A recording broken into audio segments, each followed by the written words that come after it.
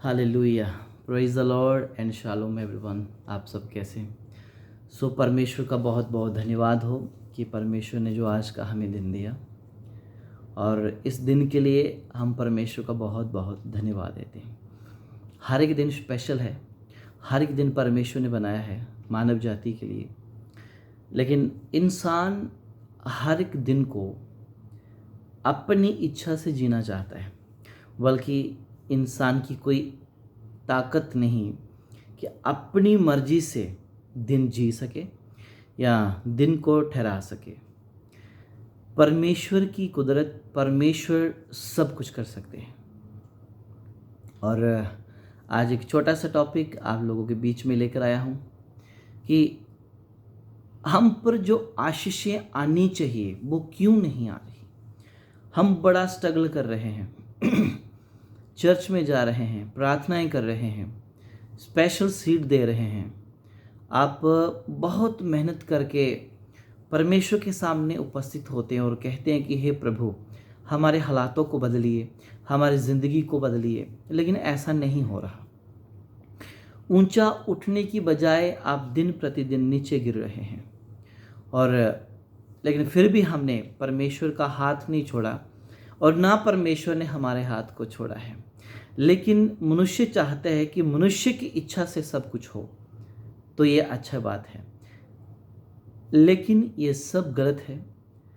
परमेश्वर हमारा सृजनहार परमेश्वर है। सृजन उसने हमें बनाया है, वो सृष्टिकर्ता परमेश्वर है।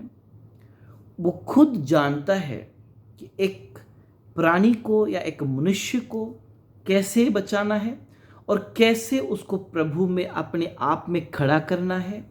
परमेश्वर आप ही जानते हैं। फिर जो मनुष्य इतना स्ट्रगल कर रहा है उसका क्या फ़ायदा? तो अजीज़ों, उसका कोई फ़ायदा नहीं है। यदि परमेश्वर ना हो और परमेश्वर की दया ना हो तो मेरे अजीज़ों, हम साह तक नहीं रह सकते, पत्ता तक नहीं हिलता। परमेश्वर जिसके साथ है तो क्या बात है। फिर सबसे बड़ी बात, क्या परमेश्वर मेरे पक्ष में और आपके पक्ष में है?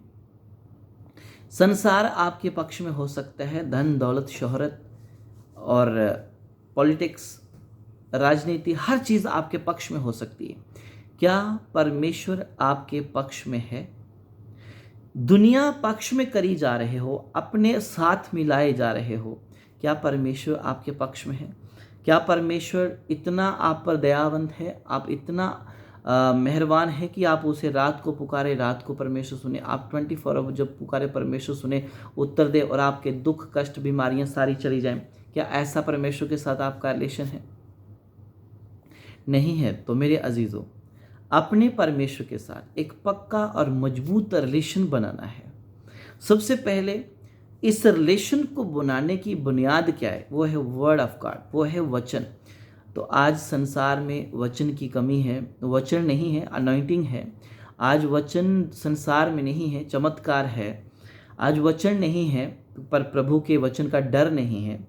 बहुत दुनिया में आज हर चमत्कार, भविष्यवाणी, एवरीथिंग, सब कुछ मायने रखता है इंसान के लिए, लेकिन हमारी मिनिस्ट्री के द्वारा भी होती है। मैं खुद अपने नाम के आगे प्रोफेट लगाता हूँ, तो मैं कह सकता हूँ कि मैं एक भविष्यवक्ता हूँ। और मैं ऐसा क्यों कह रहा हूँ?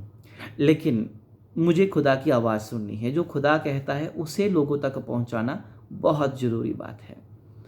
प्रॉफिट हूँ लेकिन ईश्वर नहीं। प्रॉफिट ईश्वर का संदेश है। प्रॉफिट ईश्वर का एक मुंह है जो परमेश्वर हमेशा अपने मनुष्य के द्वारा सत्य और विश्वास योग्य बोलता है। परमेश्वर का मुंह कभी भी झूठ नहीं बोलता। परमेश्वर का मुंह कभी भी झूठ नहीं बोलता, असत्य नहीं बोलता।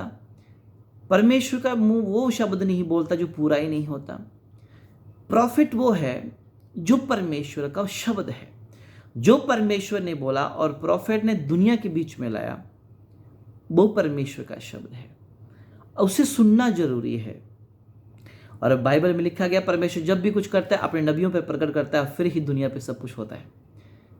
लेकिन ऐसा आज क्यों हो रहा है कि हर एक व्यक्ति चेहरा देखकर प्रचार, चेहरा देखकर हीलिंग, चेहरा देखे प्रोफेसाई, everything face to face, face को देख के हो रहा है कि तेरा फेस अच्छा है, तेरा फेस, मेरा फेस ज़्यादा पैसे देने वाला है, मेरा 1 लाख का मेंबरशिप वाला पर्सन हो सकता है, 50,000 की मेंबरशिप वाला हो सकता है, अच्छा दान देने वाला हो सकता है। तो इसके लिए हर संडे अच्छी गुड न्यूज़, अच्छी प्रोफेसाई, हर संडे आता है, ढोल की चिमटा बजाता है, दरी उछाता है, तो आज इसके लिए ले हैंड कुछ टाइम लगा के होगा। सब कुछ रॉन्ग है मेरे अजीज़ों, ये सत्य है ही नहीं। हमें प्रभु के वचन को मानना है, और प्रभु के वचन क्या कहता है हमें उससे सुनना है। हमें आशीषें कहाँ से मिलेंगी और हम आशीषों को कैसे पा सकते हैं, वो हम इस वचन से सीखेंगे। आओ हम परमेश्वर का पवित्र कलाम पढ़ेंगे जो हमारी ज़िंदगी को बदलता है। मलाकी की पुस्तक उसका 3 अध्याय, मलाकी की पुस्तक उसका 3 अध्याय और उसका 8वें वचन से पढ़ते हैं। यहाँ पे लिखा है, आप मलाकी की 3 का 6 भी पढ़ सकते हैं, लेकिन हम 8 से पढ़ेंगे, आप बाद में उसे पढ़ लेना। 8 में लिखा है, क्या मनुष्य परमेश्वर को धोखा दे सकता है? क्या मनुष्य परमेश्वर को धोखा दे सकता है? पर देखो तुम मुझे धोखा देते हो। क्या परमेश्वर को हम धोखा देते हैं? फिर लिखता है, हाँ तुम मुझे धोखा देते हो।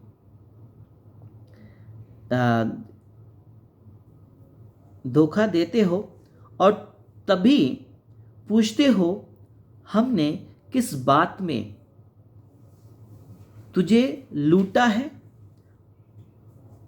और दशमांश उठाने की भेंटों में तुम पर भारी श्राप पड़ा है। परमेश्वर से हम कहते हैं कि प्रभु हमने आपको लूटा नहीं है, और प्रभु हमें कहते तुम लूटते हो। कैसे लूटते हैं? अब जब हम मसीह में नहीं हैं, जब हम इन क्राइस्ट में नहीं हैं, मसीह को जानते नहीं हैं, और आप प्रभु में आ जाते हैं, पहला जो आपका आमदनी का, जो आपके फसल का, चाहे आपकी सब्जी का, चाहे आपके किसी भी चीज़ का फर्स्ट जो पहला हिस्सा है वो परमेश्वर का है। लेकिन हम प्रभु में नहीं हैं, हम उसे जानते नहीं थे, और जब प्रभु में आ गए, पहले जो हमारा ये चीज़ें थी हम खुद खा लेते थे या खुद उनकी बिक्री कर लेते थे। लेकिन जब तुम मसीह में आ जाते हो तो तुम्हें ग्रोथ करनी है। तुम्हारा पेड़ फल देने वाला पेड़ होना चाहिए, और तुम्हारा फल अच्छा होना चाहिए। तब जाके मसीह में एक अच्छा जड़ पकड़ने वाले विश्वासी, जब बिलीवर या डिसाइपल या एवरीथिंग, कुछ भी आप शब्द अपने आप में कह सकते हैं, या पास्टर, प्रॉफिट, अपोस्टल, कुछ भी कह सकते हैं, तभी आप जड़ को पकड़ते हैं। जब आप परमेश्वर के वर्ड ऑफ गॉड को मानते हैं, वर्ड ऑफ गॉड को आप सुनते हैं, मानते हैं। सुनना काफ़ी नहीं है अजीजों, आज लोग सुन बहुत रहे हैं, सुनने में आज बहुत लोग माहिर हैं, लेकिन करने में माहिर नहीं हैं। सुनते हैं, हर संडे सुनते होंगे, हर वीरवार, हर दिन सुनते होंगे, लेकिन करने में माहिर नहीं है, मानने में माहिर नहीं है। यहाँ लिखे तुम मुझे लूटते हो, और तुम कहते हो कि किस बात में मैंने तुझे लूटा। तो परमेश्वर कहता है तुम मुझे लूटते हो। कहता है, फिर कहता है कि तुम्हें ये दशमांश उठाने की भेंटें जो है तुमने उसमें चोरी की है, इसलिए तुम पर क्या पड़ा है? भारी श्राप पड़ा है। इस श्राप से मुक्त कैसे होना है? क्या पैसा दे के ही हम मुक्त होते हैं? क्या बाइबल में लिखा गया है कि पैसा दो और मुक्त हो जाओ? क्या आज भी वही परंपरा है जो बाइबल में मिलाप वाले तंबू के अंदर की जाती थी कि एक इजरायली पाप करे तो बछड़ा या तो मादा या तो बकरी लेकर आए, उसका वध कर दिया जाए, और उसकी बलिदान के द्वारा परमेश्वर खुश होगा। क्या ऐसा आज भी वही कानून है? परमेश्वर उस कानून को तोड़ा नहीं, लेकिन उस कानून को कुछ नई तरीके से बनाया और सच्चाई से बनाया। यीशु ने उस कानून को तोड़ा नहीं, उस कानून को नई तरीके से बनाया। अब इंसान जो एक डॉक्टर के पास जा रहा है, जहाँ लगा लो कि एक मेंटल, जहाँ लगा लो आप उसको क्या था, कैंसर हो गया, जहाँ आप लगा लो उसको टीबी हो गया, उसका ट्रीटमेंट चल रहा है, कैंसर का ट्रीटमेंट चल रहा है। डॉक्टर ने बोल दिया 6 मंथ के बाद तुम्हारा टाइम ओवर होने वाला है और तुम मरने वाला है, और उसका ट्रीटमेंट चल रहा है, काफ़ी टाइम से वो मेडिसिन खाए जा रहा है। और जैसे कि प्रभु के बारे में उसको पता चला कि प्रभु यीशु ने मुझे चंगा करते हैं, वो चर्च में गया, प्रार्थना करी और वह चंगा हो गया। अब वो व्यक्ति चंगा तो हो गया, अब वो केवल चंगाई शरीर की चंगाई नहीं चाहिए, अपने मन की चंगाई चाहिए। मन चंगा है ना, तो सब कुछ अच्छा हो सकता है। मन में प्रभु को आने देना है। अब मन खुलेगा तो आप सेवा कर पाओगे। अब क्या हुआ, जो हॉस्पिटल में एवरी दिन, जो एवरी डे आप एक हॉस्पिटल का 10,000 खर्चा दे रहे थे, लेकिन अब आप नहीं दे रहे। प्रभु ने आपको स्वस्थ कर दिया, आप ठीक हो गए। लोग मानते नहीं इस बात को कि आपका कैंसर चला गया, लेकिन मानना पड़ेगा। यीशु कैंसर दूर करते हैं, जी हाँ। टीबी दूर करते हैं, विभिन्न विभिन्न प्रकारों से परमेश्वर छुटकारा देते हैं, जी हाँ। ये कोई झूठी बात नहीं है। ये दुनिया में बहुत प्रभु ने चमत्कार किए हैं, ये छोटी बात नहीं है। लेकिन जब हम सब उस परमेश्वर से आशीषों को पा लिया, बरकतों को पा लिया, गरीबी से अमीरी के लेवल पे पहुंच गए, हमारे हालात सुधर गए, हमारा सब कुछ बदल गया। आप बाइबल नहीं पढ़ पा रहे, आप उपवास नहीं रख पा रहे, आप प्रार्थना नहीं कर पा रहे हैं।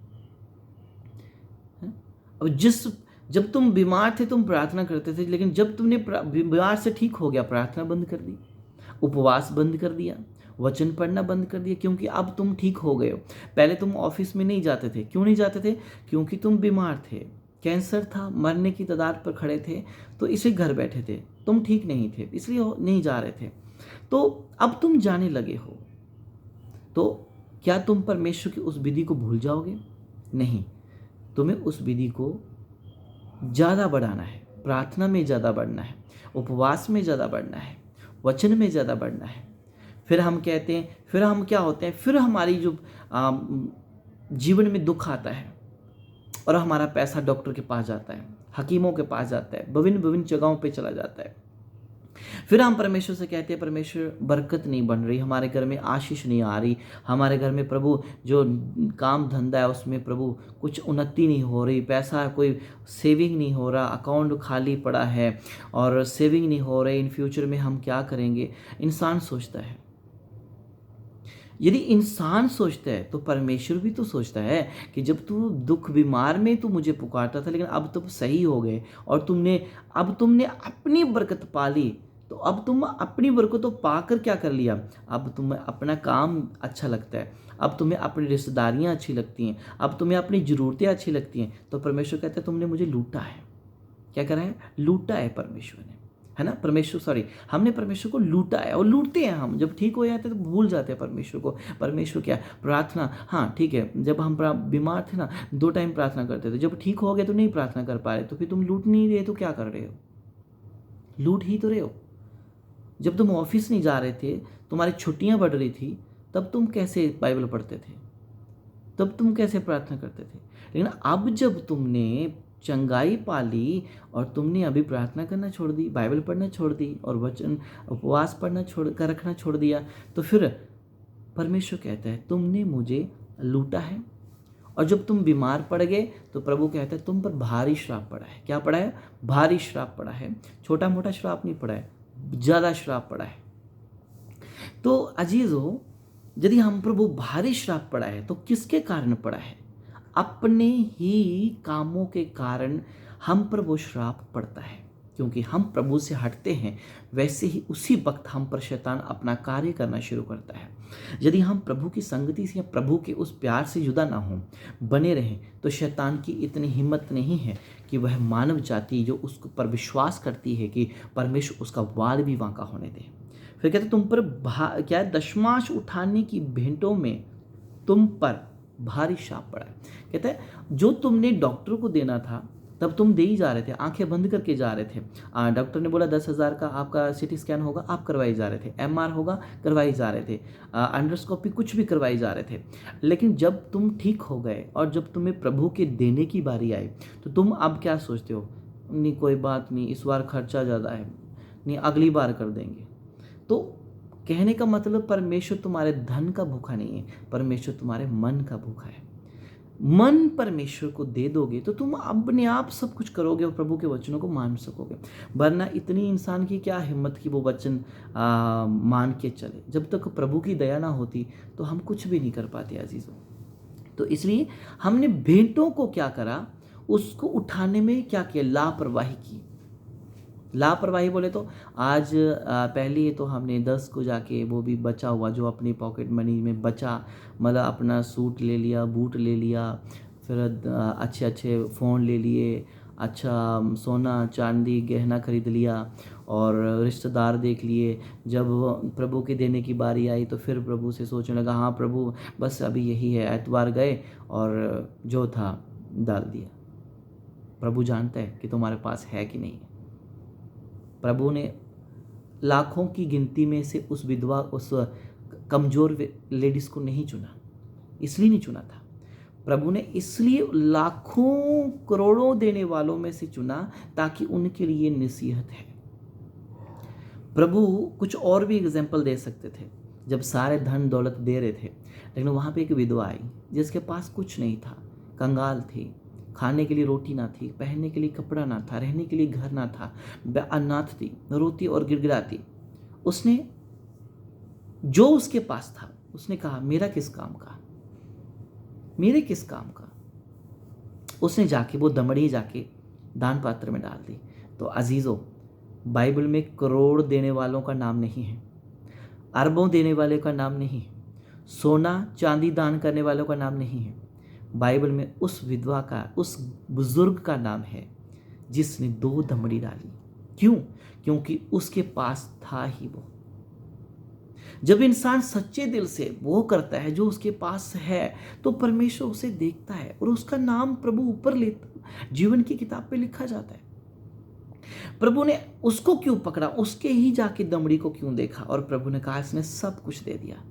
वहाँ पे करोड़ों देने वाले भी थे, राजा भी थे, वहाँ पे बड़े धनी लोग थे, चुंगी लेने वाले थे, जो यीशु के पीछे चलते थे, डॉक्टर थे, लेकिन यीशु ने उनका नाम क्यों नहीं लिया? सुनिए, परमेश्वर मन को देखता है, धन को नहीं देखता। वहां परमेश्वर ने उस स्त्री का मन को देखा। उस स्त्री के मन में क्या था? उस स्त्री के मन में यह था कि प्रभु आज जो भी है सब कुछ दे रहा है, चाहे उसके पैसा किसी काम नहीं आएगा, वो 2 दमड़ी किस काम की आती, लेकिन चाहे उसका पैसा किसी काम का नहीं था, चाहे कुछ भी नहीं था, लेकिन परमेश्वर ने उसे हृदय से लगाया। मेरे अजीजों, होशियारी नहीं, अलर्ट रहना है। जब हम होशियारी दिखाते हैं ना, तो परमेश्वर के सामने हमारी होशियारी नहीं चलती। हमें होशियारी दिखाते हैं कि हम बस सुनो, होशियारी नहीं दिखानी। परमेश्वर तुम्हारे जैसा नहीं है। परमेश्वर तुम्हारे जैसा खाता नहीं है, तुम्हारे जैसा पहनता नहीं, तुम्हारे जैसे चलता नहीं, तुम्हारे जैसा सेविंग नहीं करता। परमेश्वर सामर्थ्य है और उसे समझ पाना बिना आत्मा के मुश्किल है अजीजों। और जब हम पर श्राप पड़ा है तो इस श्राप से मुक्त कैसे होना है? ये श्राप आज हर एक बिलीवर के ऊपर है, बिलीवर्स पर कम, पर पास्टर्स के ऊपर ज़्यादा। सच्चाई है ये। बिलीवर्स के ऊपर तो बहुत कम श्राप देखता हूँ मैं ये, और पास्टर्स के ऊपर जो मैन ऑफ गॉड हैं, जो अपोस्टल्स हैं, प्रॉफिट्स हैं, पास्टर इवेंजलिज्म जो करते हैं, उनके ऊपर ये भारी श्राप पड़ा है। क्योंकि वो कलीसिया को तो सिखाते हैं लेकिन खुद नहीं करते। फिर उनकी मिनिस्ट्री बढ़ती ही नहीं है। वही 4 बंदे हर साल, हर हफ्ते 400 रुपया, उसका तो टाइम निकल रहा है। विश्वासी को हम सिखाते कर वो करता भी है, लेकिन एक पास्टर को करना बहुत जरूरी है। अब वो पास्टर करेगा, ये श्राप बहुत ज़्यादा आज फैल रहा है। इसके कारण मिनिस्ट्रियाँ बढ़ नहीं रही। लोग बड़ी बड़ी मिनिस्ट्री के साथ जुड़ने की कोशिश करते हैं कि मैं बड़ी मिनिस्ट्री के साथ जुड़ूंगा, वहाँ से मसा लेके आऊँगा, वहाँ से अनॉइंटिंग लेके आऊँगा, मेरी कलीसिया बढ़ेगी। Wrong word, wrong study. ये रॉन्ग स्टडी है कि बड़ी कलीसिया के साथ जुड़कर तुम्हारा चर्च बन जाएगा, तो ये गलत है। अजीज़ों, बड़ी चर्च से जुड़ने से बरकत नहीं मिलती, बड़े परमेश्वर से जुड़ने में बरकत मिलती है। आमीन। बड़े लोगों से मिलने से आपका नाम ऊंचा नहीं होगा, बड़े परमेश्वर के नाम लेने से हमारा नाम ऊंचा होगा, है ना।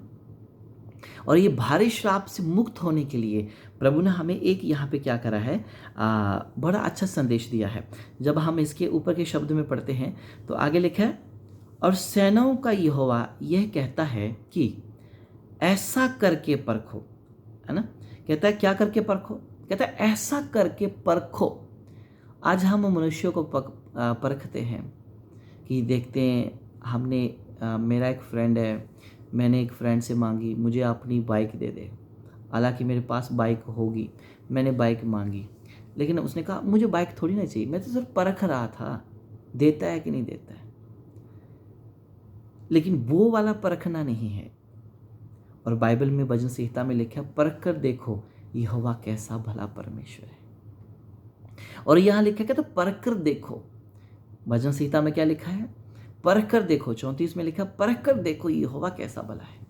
और यहाँ लिखा है, यहाँ भी ऐसे ही शब्द लिखा है, कहता है सेनाओं को यहोवा यह कहता है कि ऐसा करके मुझे परखो कि मैं आकाश के झरोखे खोलकर तुम्हारे लिए, कहता है तुम्हारे आकाश के झरोखे तुम्हारे लिए खोलकर तुम्हारे ऊपर अपरंपार बारिश करता हूं कि नहीं। कहता ऐसा करके तो परखो कि तुम पर मैं आकाश के झरोखे खोलकर तुम पर अपरंपार बारिश बरसाता हूं या नहीं। मेरे अजीजों, मत भटको, मत भटको लोगों के पीछे कि तुम्हें अनॉइंटिंग मिलेगी तो तुम्हारा चर्च बढ़ेगा, तुम्हें ग्रेस मिलेगा तो तुम्हारा जीवन बदलेगा। नहीं, तुम परमेश्वर को ऐसा करके परखो। पर करना क्या है, सच्चे दिल से परमेश्वर के साथ चलना है। करना क्या है, कहता सारे दशमांश भंडार में ले आओ, बस इतना सा। कहता सारे सारे बोले तो तू जितना बनता है उतना प्रभु के भवन में लेके आ। यदि तू 100 रुपया दिन का कमाता है तो उसमें से सिर्फ 10 रुपये परमेश्वर के हैं, 90 रुपये तुम्हारे हैं। उसे खा जा, कमा जा, जो करना है कर ले, लेकिन 10 रुपये परमेश्वर के हैं। अब उसका परमेश्वर का दास क्या करता है, वो परमेश्वर के दास पर डिपेंड करता है। लेकिन तुमने अपनी तरफ से बाई इज्जत बरी होना है। तुमने इस बोझ से और इस भारी श्राप से मुक्त होना है। तुम्हारा दास चाहे वो करे ना करे, लेकिन तुम्हें इस भारी श्राप से मुक्त होना है तो तुम्हें क्या करना पड़ेगा, सारे दशमांश उसके भवन में लेके आना पड़ेगा। फिर कहता है ऐसा करके परख तो मैं तुम पर आकाश के झरोखे खोलकर तुम पर अपरंपार वर्षा बरसाता हूं या नहीं। लेकिन तुम क्या करते हो, इसमें भी परमेश्वर को परखते हो। हे प्रभु, मेरी जॉब लग गई, अब मेरी सैलरी बढ़ेगी तो मैं दशमांश दूंगा, क्योंकि थोड़ी सैलरी में मैं नहीं निकाल सकता। हे प्रभु, मेरे को बच्चा मिल जाए, लड़का मिल जाएगा तो प्रभु मैं तेरे दशमांश दूंगा। आधे लोग कहते हैं मैं पूरा ठीक हो जाऊंगा फिर दशमांश दूंगा। लेकिन मेरे अजीजों, परमेश्वर को आपके दशमांश की भूख नहीं है। परमेश्वर केवल अपने वचन को तुम्हारी लाइफ में देखना चाहता है। परमेश्वर केवल तुम्हारे वचन में, जीवन में वो वचन को देखना चाहता है कि क्या तुम ऐसा कर सकते हो या नहीं। फिर तुम कहते हो कि मुझे बड़ी जगह मिलने से, बड़ी जगह जाने से तुम पर प्रभु आकाश के झरोखे खोलेगा। तो मेरे अजीजों, तुम्हारी स्टडी रॉन्ग है, तुम पढ़ते गलत हो, सुनते गलत हो, करते गलत हो। जो तुम्हें सही करना है तो तुम्हें ये वचन को अपने जीवन में रखना है। यदि तुम एक प्रभु के दास हो तो तुम्हें सबसे पहले पूरी बाइबल में से एक वचन को अपनी लाइफ में पक्का करना है। चाहे तू बिलीवर है, चाहे तू एक पास्टर्स है, तो आपको सबसे पहले इस वचन को अपने जीवन में रखना। कहते सारे दशमांश तुम भवन में ले आओ और ऐसा करके परखो तो तुम पर मैं आशीष अपरंपार बारिश बरसाता हूं कि नहीं। करके तो देखो।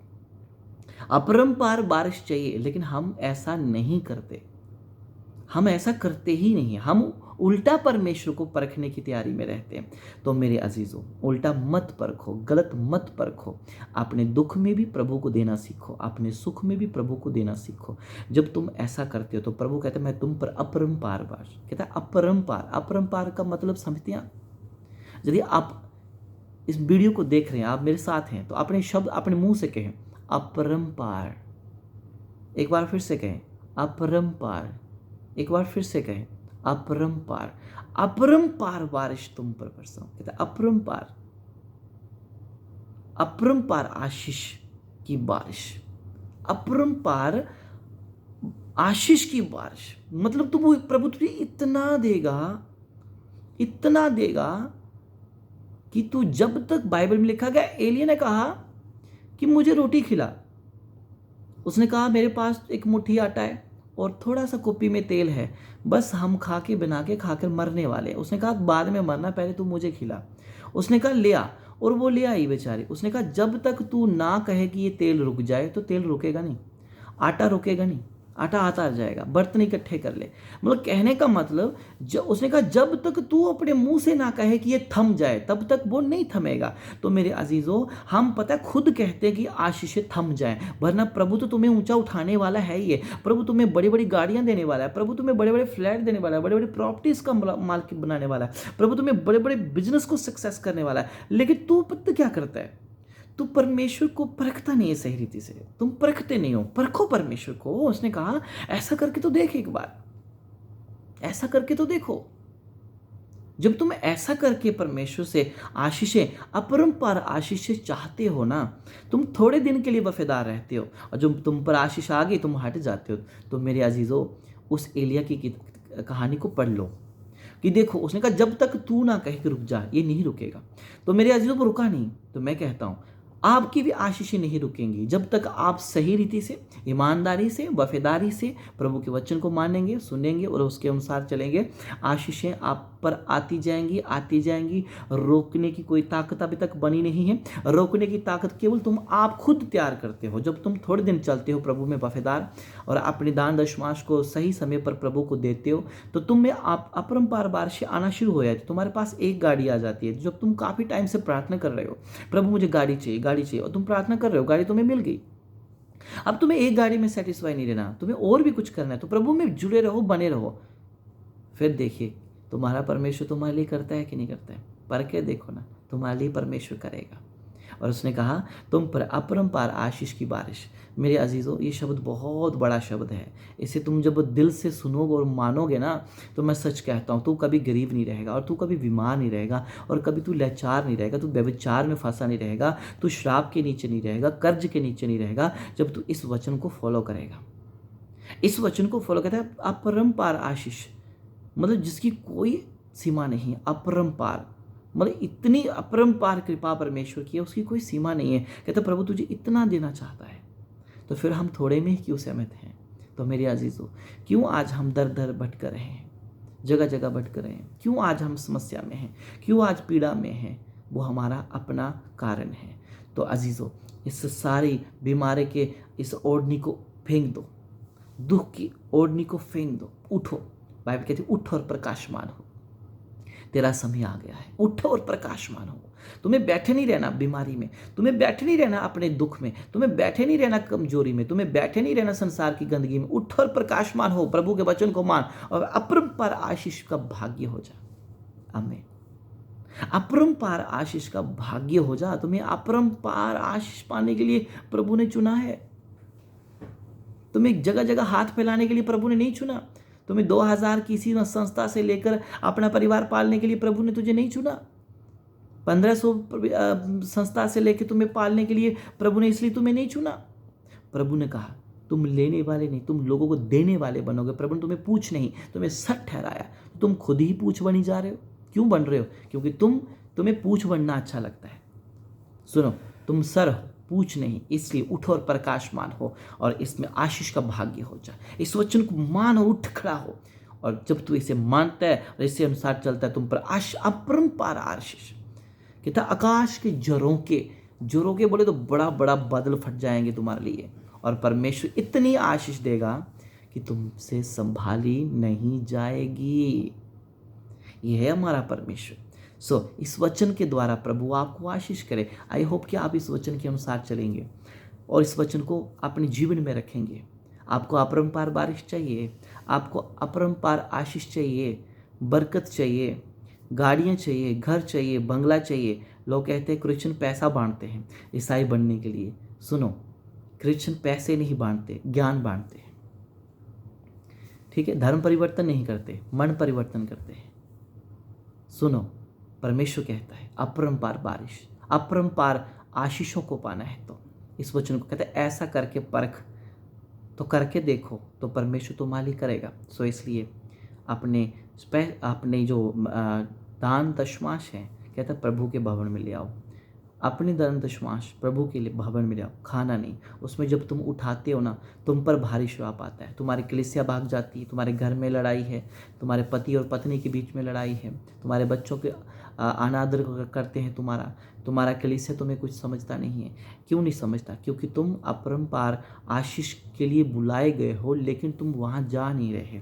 तो उसे कहता है ऐसा करके तुम मुझे परखो। तो मेरे अजीज़ों, उसे परखो और अपना सारा परमेश्वर के पास अपना धन मन लेके आओ और परमेश्वर से उस अपरंपार आशीष को पाना है। अब जिन्होंने इस वीडियो को देखा है और जिन्होंने निर्णय लिया है, आंखें बंद कीजिए और मैं प्रार्थना करूँगा। अपनी आंखें बंद कीजिए, प्रार्थना करूँगा। और मेरी मिनिस्ट्री जो प्रभु ने मुझे दी है, हम लगातार आपके लिए प्रार्थना कर रहे हैं। यदि आप हमसे संपर्क करना चाहते हैं तो हमारा नंबर आपको यूट्यूब चैनल पे मिल जाएगा, आप हमसे संपर्क कर सकते हैं। और ज़्यादा कुछ सीखने के लिए आप मुझे मैसेज करें व्हाट्सएप के ऊपर। जिस टॉपिक की आपको ज़रूरत है आप मुझसे शेयर करें, आपको उस टॉपिक के ऊपर समझाया जाएगा। आप व्हाट्सएप के ऊपर मुझे मैसेज करें, मेरा नंबर है 9484005524। आप इस पर मैसेज करें और prophetsanjeev@333.com आप वहाँ जा सकते हैं और वहाँ पे मुझे मेल कर सकते हैं। इससे क्या रहेगा, आपके मन के इच्छा के अनुसार आपको टॉपिक मिलेगा। और जिन्होंने अभी निर्णय लिया है, आंखें बंद कीजिए, प्रार्थना करने के लिए जा रहा हूँ कि परमेश्वर आपको अपरंपार आशीष के लिए जो बुलाया गया है वो हम पर आने दे। जो आकाश के झरोखे प्रभु ने हमारे लिए खोलने हैं, वो प्रभु खोले और हम निहाल हो जाएं और अपने सच्चे परमेश्वर में आनंदित होकर प्रभु की सेवा करें। प्रार्थना करेंगे। सर्वशक्तिमान सर्वव्यापी अनुग्रहकारी पिता परमेश्वर, जिन बेटे बेटियों ने निर्णय लिया है प्रभु, और इस वचन को प्रभु जिन्होंने ग्रहण किया है, मैं सच कहता हूँ तेरा दास होने के नाते और तेरा एक नबी होने के नाते उनके लिए मैं प्रभु भविष्यवाणी करता हूँ कि यीशु ये सच में आशीष होने के लिए बुलाए गए हैं। तो आज से ये आशीषें इन पर ठहरें यीशु के नाम से ठहर जाए। तेरा दास होने के नाते मैं डिक्लेयर करता हूँ, जितने लोग दुखी और बीमार मुझे देख रहे हैं, हर बीमारी छोड़ के चली जाए। हर बीमारी की चद्दर आज यीशु के नाम से उतर जाए और उठे और प्रकाशमान हो जाए। और कल का सूर्य जब इन पर उदय हो तो ये चंगे हो जाएं। बाइबल कहती है उन पर सूर्य की किरणें पड़ेंगी और किरणों के द्वारा तुम चंगे हो जाओगे। हे मेरे परमेश्वर, वो सामर्थ्य किरणें जब इन पर पड़े ये चंगे हो जाएं। मैं कहता हूँ लॉर्ड जीसस, इनकी ज़िंदगियाँ बदल जाएं, इनके हालात बदल जाएं, इनकी ज़िंदगी में एक नया मोड़ आए और आशीष होने के लिए बुलाया गया है तो आशीष इन पर आ ठहरे। प्रभु वो कैसे आ ठहरेंगी? बाइबल कहती है ऐसा करके परख। तो प्रभु ये सारे दान दशमांश आपके भवन में लेकर आने वाले बन जाए। इनको हिम्मत दे, खाने वाले नहीं तुझे देने वाले बने। जो तेरा है तुझे समय पर दे। तो प्रभु कोई जो आशीष अब तक प्रभु इनसे दूर है, तो मैं डिक्लेयर करता हूँ इसी अगस्त महीने में प्रभु यीशु के नाम से डबल ट्रिपल इन पर मिलने पाए यीशु के नाम से। लॉर्ड जीसस, एक एक को मैं तेरे पवित्र लहू में समर्पित करता हूँ। तूने हमारा प्रार्थना सुन लिया, धन्यवाद यीशु के नाम से। आमीन आमीन आमीन। सो गॉड ब्लेस यू।